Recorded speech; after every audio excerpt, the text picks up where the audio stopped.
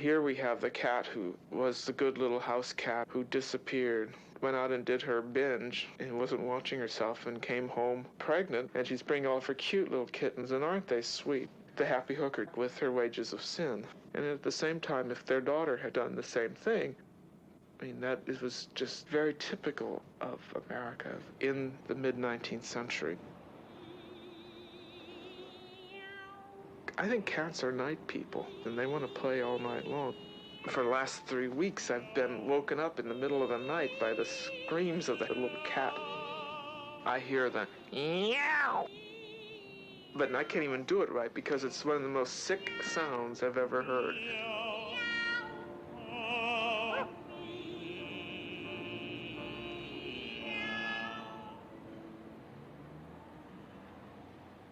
I love the little mice hanging from his belt, little meals, little snacks for the future. And are they mouse heads around his neck? Birds' heads? Oh, my. Oh, that's clever. I love this Gustave Doré illustration. Now, here's a cat that's really drawn as if it's a human, shouting for help for his master who's fallen into the water.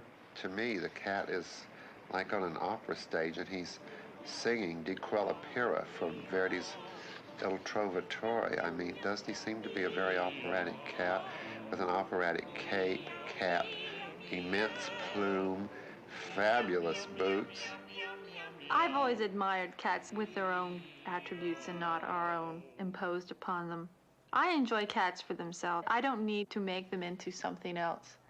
I would prefer to see a cat acting like a cat rather than Puss in Boots. Although an exception to that would definitely be the Pink Panther.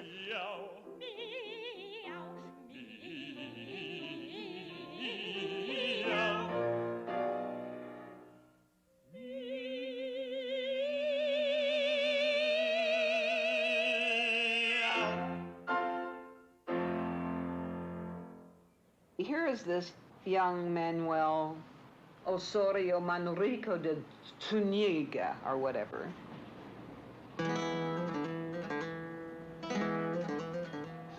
And just out of playfulness, Goya has him put a live bird down in front of two absolutely agile, eager cats. 2 cats, 3 cats. Many people don't realize that there's a third cat in that picture.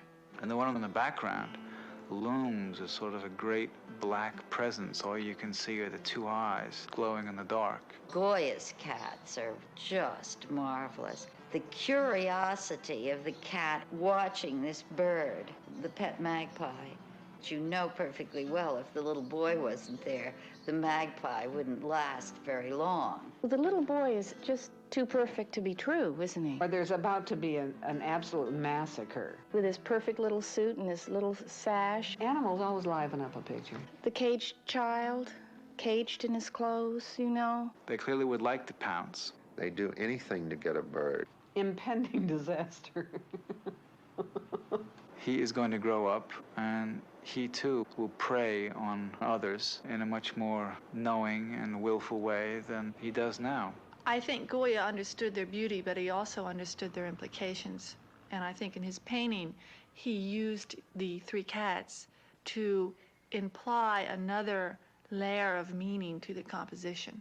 Everyone is a captive there. The cats haven't pounced, and they don't look like they're about to pounce. The bird on a leash is a captive, and I assume, therefore, that one has to extrapolate that maybe this young nobleman is a captive of the society that he is in. Goya didn't have such a cute version of the world. His whole vision of the world was disaster, wasn't it?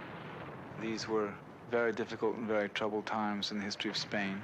This child is growing up in the midst of literally warring forces which were going to tear the country apart. There's a dimension to the people that Goya painted. With some characters, it's a sense of sadness. With others, it's a sense of confinement. With others, it's a sense of rebellion.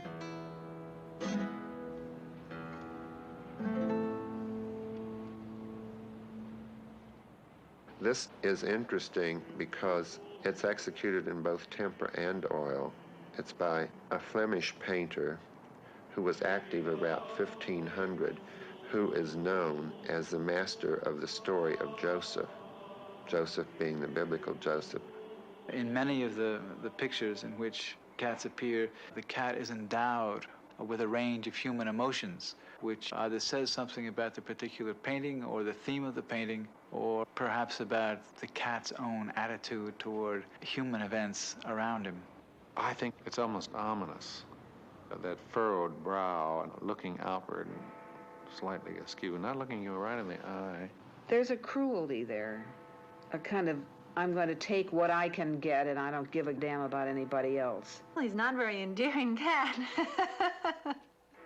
He looks more like a monkey. He's a fat, squat little beast. He almost looks like a rat. Well, I suspect that in the 16th century, cats probably didn't have a terribly happy lot.